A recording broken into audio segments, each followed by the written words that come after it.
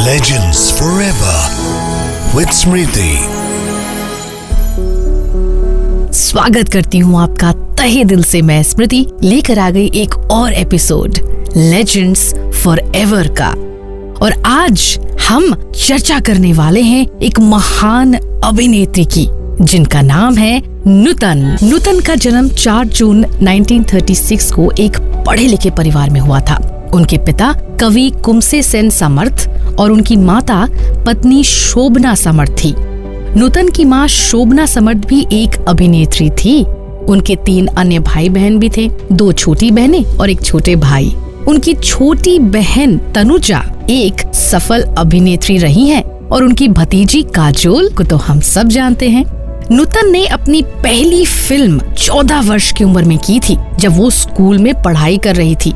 Film का नाम था हमारी बेटी और इस फिल्म की डायरेक्टर थी नूतन की माताजी यानी के शोभना जी। 11 अक्टूबर 1959 को नौसेना के लेफ्टिनेंट कमांडर रजनीश बहल के साथ नूतन ने शादी की और इन दोनों का एक बेटा भी है, जो एक टेलीविजन और फिल्म अभिनेता बन गए हैं। जैसा कि हमने सुना कि नूतन एक मशहूर अभिनेत्री शोभना समर्थ की बेटी थी, तो उन्हें बचपन से ही फिल्मी माहौल मिला। उनकी माँ भी चाहती थी कि नूतन बड़ी होकर एक हीरोइन बने। नूतन अपने फिल्मी करियर में जहाँ ऊंचाइयों पर जा रही थी, निजी जिंदगी में वो काफी उदास रहा करती थी। जिस माँ ने नूतन को बॉलीवुड की राह दिखाई, उन्हीं के साथ उनके रिश्ते बड़े खराब थे। दुख की बात है कि नूतन ने अपने ही माँ पर पैसों के हेर फेर का आरोप भी लगाया था और 20 सालों तक माँ बेटी के बीच कोई बातचीत न थी। नूतन देखने में बचपन से ही काफी दुबली पतली सी थी, इसलिए उनकी माताजी ने उनको स्विट्जरलैंड भेजा। वहाँ 1 साल रहकर जब नूतन वापस आई तो वो पहले से ज्यादा खुश दिखने लगी और ज्यादा अच्छी भी दिखने लगी। इसी दौरान नूतन ने एक फिल्म के लिए गाना भी गाया और इस गाने के मशहूर होने के बाद एक इंटरव्यू में नूतन ने बताया था कि उनके रिलेटिव्स जो उन्हें नापसंद करते थे, उन्हें अगली डक, अगली बेबी कहकर बुलाया करते थे। उनकी सोच नूतन के प्रति बदल गई थी। सब अच्छा होने लगा था। नूतन की कमर्शियल सक्सेस उनकी फिल्म नगीना से उन्हें मिली, जो 1951 में रिलीज हुई थी। उसी साल आई फिल्म हम लोग ने नूतन को एक राइजिंग स्टार का ओहदा दिया और तकरीबन उसी वक्त नूतन ने मिस इंडिया कंपटीशन में हिस्सा लिया, जहां उन्हें मिस मसूरी का ताज पहनाया गया और बहुत जल्द वो मिस इंडिया भी बन गई। उनकी पहली बड़ी फिल्म थी सीमा, फिर आया पेइंग गेस्ट देवानंद के साथ, उसके बाद आई फेमस फिल्म अनाड़ी, फिर उसके बाद सुजाता, छैला जैसी बहुत सारी फिल्में एक के बाद आती गईं और नूतन को उनके अनोखे अंदाज के लिए बहुत सारी तारीफें मिलने लगी। आपको यह जानकर शायद ताजुब होगा कि उनकी खुद की फिल्म नगीना देखने के लिए नूतन को सिनेमा घर में प्रवेश करने नहीं दिया गया था, जिसकी वजह थी उनकी उम्र, क्योंकि वो केवल 14 वर्ष की थी। फिल्म के प्रीमियर के दौरान वॉचमैन ने उन्हें अंदर जाने नहीं दिया। नूतन ने वॉचमैन को बहुत समझाने की कोशिश की, कहा कि वो खुद उस फिल्म की अभिनेत्री है, मगर वॉचमैन नहीं माना और नूतन को अपनी ही फिल्म बगैर देखे वापस जाना पड़ा। नूतन की यह फिल्म वयस्कों के लिए थी, जिसे सेंसर बोर्ड ने ए सर्टिफिकेट दिया था। नूतन ने बचपन में ही बैडमिंटन, हॉर्स राइडिंग, स्विमिंग जैसे एक्टिविटीज के साथ साथ संगीत की भी बाकायदा शिक्षा ली थी। 1958 की फिल्म दिल्ली का ठग में वह स्विम सूट पहनकर पर्दे पे आई तो फिल्म बारिश में उन्होंने दिए कुछ बोल्ड सीन और ये सब काफी था जनता के बीच हलचल मचाने के लिए। नूतन को 5 फिल्म फेयर अवार्ड्स मिले थे।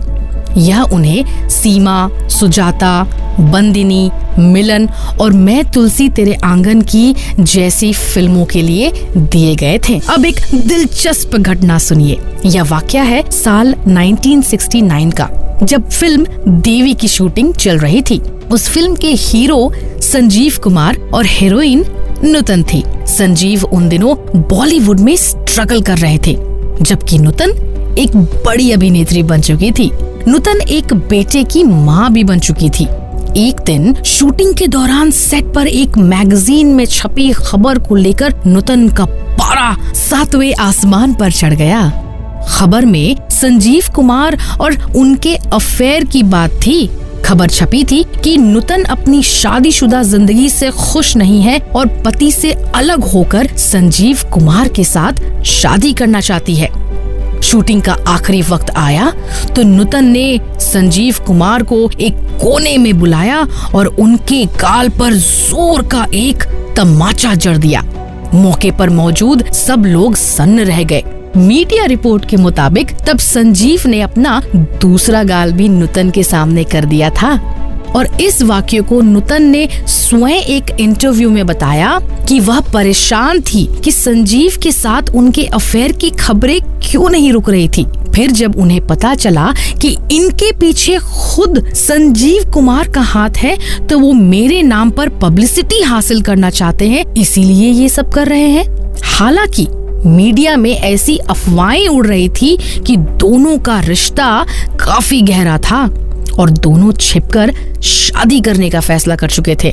यह भी कहा गया था कि नूतन और संजीव के रिश्ते की बात उनके पति को नागवार गुजर रही है और नूतन से कहा गया कि अगर इन खबरों को झुठलाना है तो सबके सामने संजीव को थप्पड़ मारना पड़ेगा। ये बॉलीवुड की दुनिया भी बड़ी दिलचस्प दुनिया है।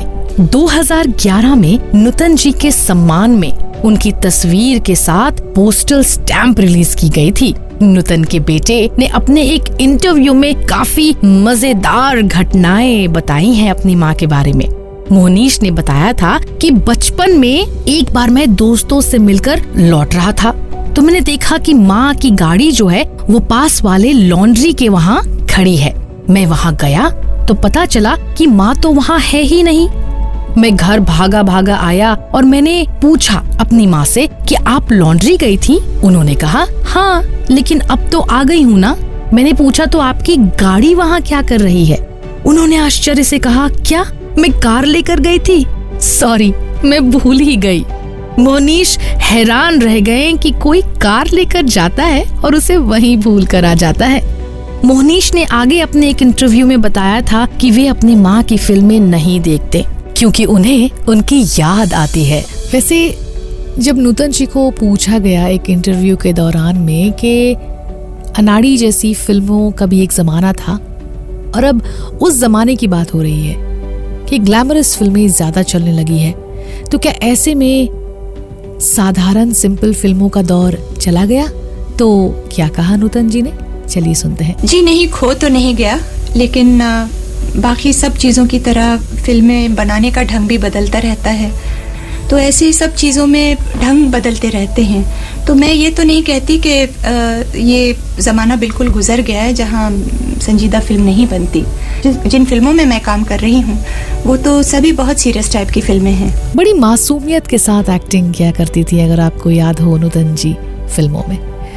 खैर, एक ज़माना था जब फिल्में बनती थी तो ऐसे बनती थी कि नाम डायरेक्टर साहब का होता था, जैसे कि बिमल रॉय की फिल्म आ रही है। लेकिन फिर एक ऐसा भी ज़माना आया जब कहा जाने लगा कि इस अभिनेता की फिल्म आ रही है, उस अभिनेत्री की फिल्म आ रही है। तो इसके बारे में क्या थी राय नूतन जी की, चलिए सुनते हैं। जी हाँ, क्योंकि आजकल वो जो संजीदापन है ना स्टोरी में या फिल्म बनाने का, वो नहीं रहा, इसका पूरा ढंग ही बदल गया है। बिल्कुल, वक्त के साथ सब कुछ बदलता रहता है।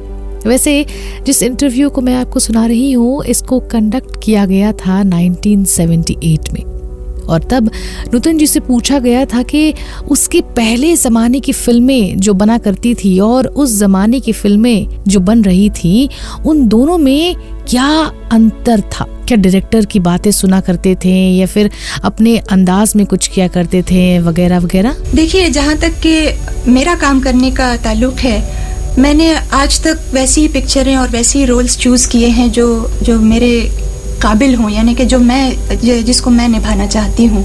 ये मैं नहीं कह सकती कि मुझे बाकी रोल्स ऑफर नहीं हुए जो बिल्कुल मामूली से जैसे थे, जिसमें यानी मेरे अलावा कोई और भी कर सकता था। लेकिन मैंने वो रोल्स चूज ही नहीं किए। इसलिए आजकल जो पिक्चरें मैंने की हैं, जैसे राज खोसला जी की है मैं तुलसी तेरे आंगन की, वो पिक्चर भी उसी ढंग की कही जा सकती है जैसे सुजाता या बंदिनी थी। नूतन जी को 1974 में पद्मश्री से नवाजा गया था। अपने एक इंटरव्यू में नूतन के बेटे मोहनीश बहल ने उनके कैंसर हो जाने की कहानी बताई थी। उन्होंने बताया था वो बेहद बहादुर थी। कैंसर जैसी बीमारी का उन्होंने बड़ी बहादुरी से सामना किया था। जब उन्हें कैंसर का पता चला तो वो मायूस नहीं हुई। उन्होंने कैंसर से पहली जंग भी जीत ली थी, लेकिन उसके बाद कैंसर ने उनके लिवर पर आक्रमण कर दिया। हमने जब दोबारा डॉक्टर से जांच करवाई तो उनके हालात काफी बिगड़ चुके थे। मोनीश को खुशी थी इस बात की कि उनके जीवित रहते उनकी फिल्मी करियर शुरू हो चुकी थी। मोनीश बताते हैं कि उनकी फिल्में मैंने प्यार किया और बागी उनकी माँ नूतन ने देखी थी और उन्होंने उनके काम को पसंद भी किया था। लेकिन इस बीच में 2-2.5 साल कुछ ऐसा वक्त गुजरा था जब मेरे पास काम नहीं था, मोनीश ने बताया था। तब भी उनकी माँ ने उनका साथ नहीं छोड़ा और उनकी हिम्मत को बढ़ाती रहती थी। रात 1:30-2 बजे तक माँ बेटे एक दूसरे के साथ बैठे रहते थे और उन्हें वो कई सारी शिक्षा दिया करती थी। फरवरी 1991 को मुंबई के एक अस्पताल में नूतन जी को एडमिट किया गया जब उनकी तबीयत बहुत बिगड़ गई। उस वक्त वो 2 फिल्मों की शूटिंग भी कर रही थी, इंसानियत और गरजना, पर सब कुछ रुक गया। 21 फरवरी के दिन दोपहर के 12:07 पर नूतन हम सबको छोड़कर बहुत दूर चली गई। उन्हें प्रणाम सलाम।